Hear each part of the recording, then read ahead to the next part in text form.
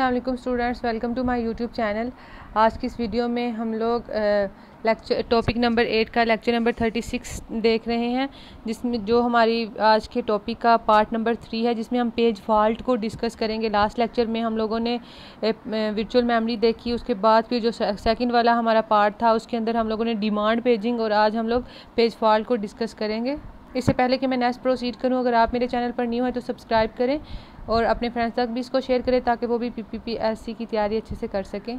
Page fault जो है वो एक ऐसा नोटिफिकेशन है जो कब आता है, ये एक थ्रेड्स लाइक है। इसमें क्या होता है कि जैसे ही जो सेकेंडरी मेमोरी के अंदर पहले प्रोसेस पड़ा होता है उसको हमने छोटे छोटे पार्ट में डिवाइड किया हुआ होता है, और उसको हम पेजिंग कहते हैं। और रैम जो है उसको भी हम छोटे छोटे पार्ट में डिवाइड करते हैं, और हमारी रैम जो है वही हमारे प्रोसेस को एग्जीक्यूट कर रही होती है।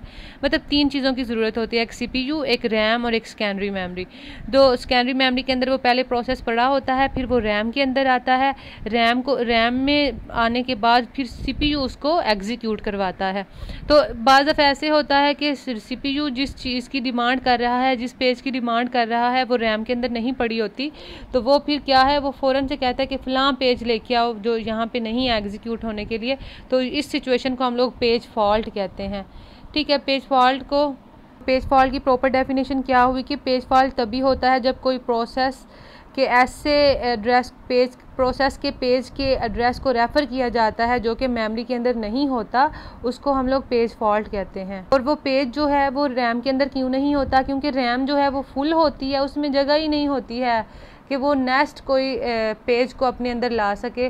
तो उसके लिए फिर एक प्रोसेस है कि हम लोग पेज फॉल्ट से किस तरह बच सकते हैं, कैसा प्रोसीजर होता है इससे बचने के लिए। तो पेज फॉल्ट क्या हुआ, पेज फॉल्ट के अंदर कोई भी बंदा ऐसे पेज की डिमांड करता है, CPU जो है वो ऐसे पेज की डिमांड कर रहा होता है जो कि रैम के अंदर पड़ा नहीं होता, और वो रैम के अंदर इसलिए नहीं आ सकता क्योंकि रैम ऑलरेडी फुल है, उसके पास जगह ही नहीं है।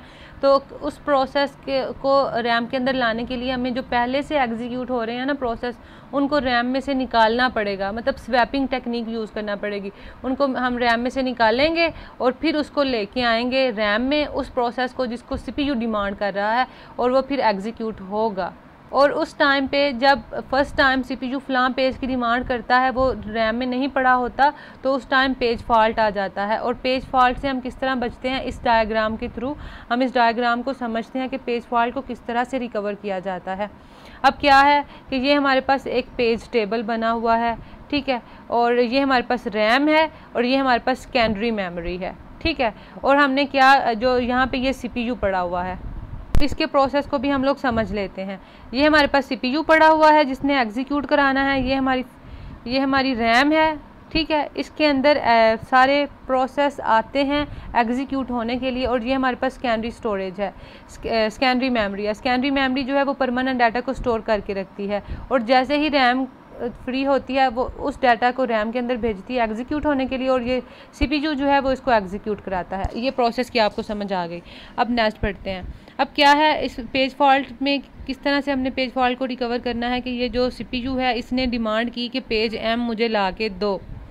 वो डिमांड जो है इसमें पेज M नहीं पड़ा हुआ, तो उस टाइम क्या हो गया, उस टाइम I आ गई। I क्या है, इंटरप्ट हो गई, क्योंकि ये M पेज जो है वो इसके अंदर पड़ा ही नहीं है, तो इंटरप्ट होगी। इंटरप्ट जो है वो ट्रैप होगी, ठीक है। सेकंड स्टेप है कि ट्रैप होके वो ऑपरेटिंग सिस्टम के पास जाएगी।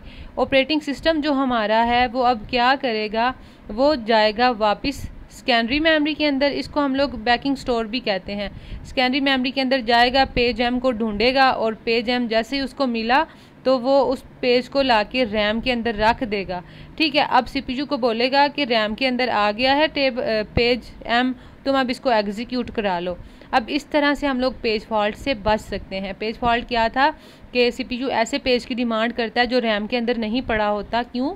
क्योंकि रैम के अंदर तो जगह ही नहीं है, तो फिर इसमें जगह हमें बनानी पड़ती है। किस तरह बनानी पड़ती है कि जब भी इसने पेज की डिमांड की, इसको पेज नहीं इसमें से मिला, तो उस टाइम ये ट्रैप जो है इंटरप्ट क्रिएट करेगा, और ऑपरेटिंग सिस्टम को जाके बोलेगा कि CPU फ़लाँ पेज मांग रहा है, और वो पेज जो है वो रैम के अंदर पड़ा ही नहीं है। ये अब क्या करेगा, ये सेकेंडरी मेमोरी में जाएगा, इसमें से देखेगा अगर इसमें पेज M पड़ा हुआ है ना, तो वो पेज M को यहाँ पे ला के रखेगा। और यहाँ पे कैसे लाएगा, अब यहाँ तो जगह ही नहीं है।